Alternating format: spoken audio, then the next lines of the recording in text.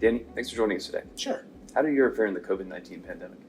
Well, COVID-19 really upended supply chains globally, and Europe was no different. While we didn't see the same kind of short-term product shortages on seemingly random items like toilet paper in Europe, but between COVID-19 and Brexit, there were short-term product shortages throughout 2020 of a variety of products, including pharmaceuticals. Now, in addition to that, commercial vehicle crime reporting agencies in Europe have been short-staffed and on shoestring budgets since early 2020 due to the pandemic. As a result, reporting of cargo theft has gone down. It is important to note, though, that that doesn't actually mean that the risk of cargo theft in Europe has dropped. What does cargo theft in Europe typically look like? Well, currently in Europe, electronics cargo is heavily targeted by organized cargo thieves, as is food and pharmaceuticals. Now, all cargo is going to be particularly vulnerable if it's in a soft-sided trailer parked overnight in a lay-by near the motorway. In addition to that, Europe actually has one of the most interesting and daring forms of cargo theft that I've ever seen. Really? What was the method? Well, I first heard of it in the early 2010s, and I didn't even really think that it was actually taking place until I saw a video of it actually happening.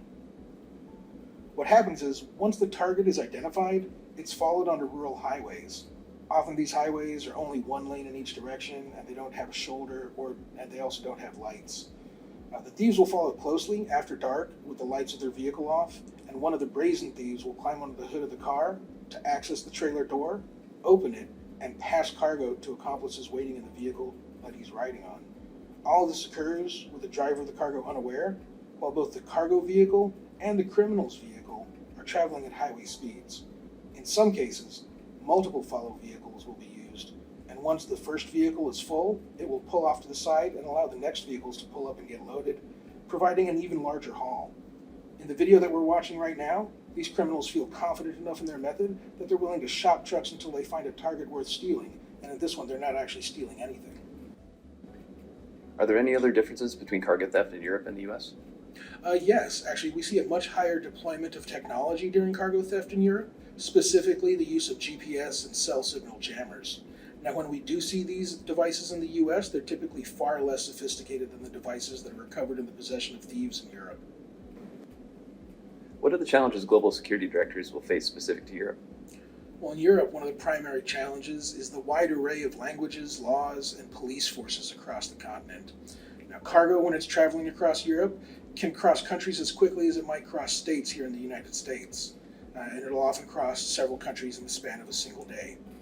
Now, even if you have the current location of cargo after it's stolen, without having a network of law enforcement and security resources on the ground and the relationships to deploy them, you might be left with your only option being having the driver of the truck dial 112 on his mobile phone to reach police. In 2020, TAPA reported an increase in cargo crime over previous years and total losses of 172 million euro. What are the main reasons for this sudden increase? Well, COVID caused commercial drivers to have extended wait times both at border crossings and at their destinations.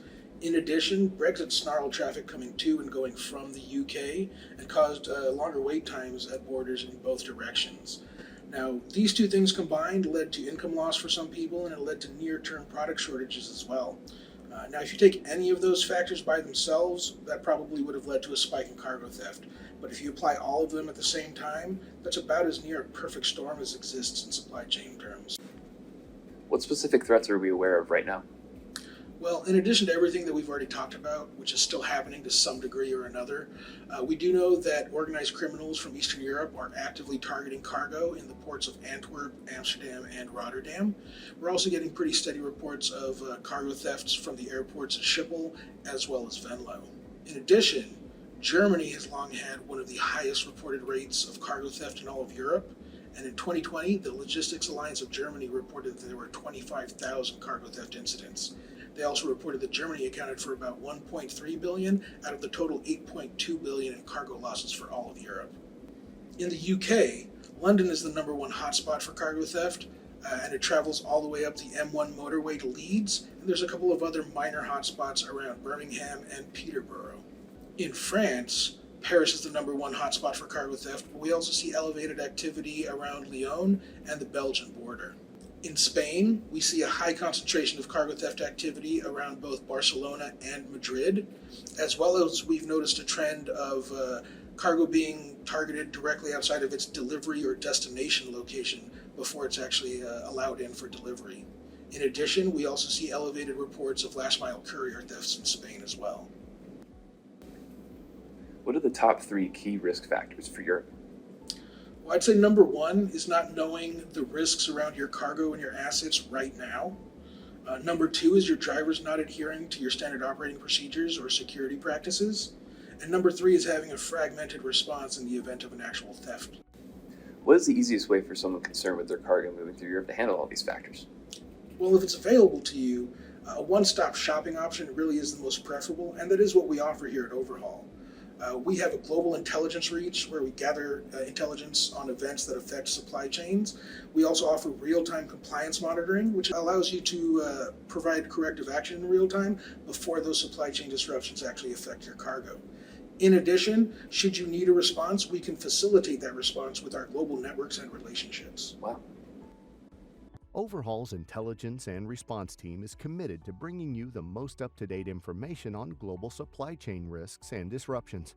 To stay apprised of all the latest news, subscribe to our Supply Chain Intelligence and Response LinkedIn channel.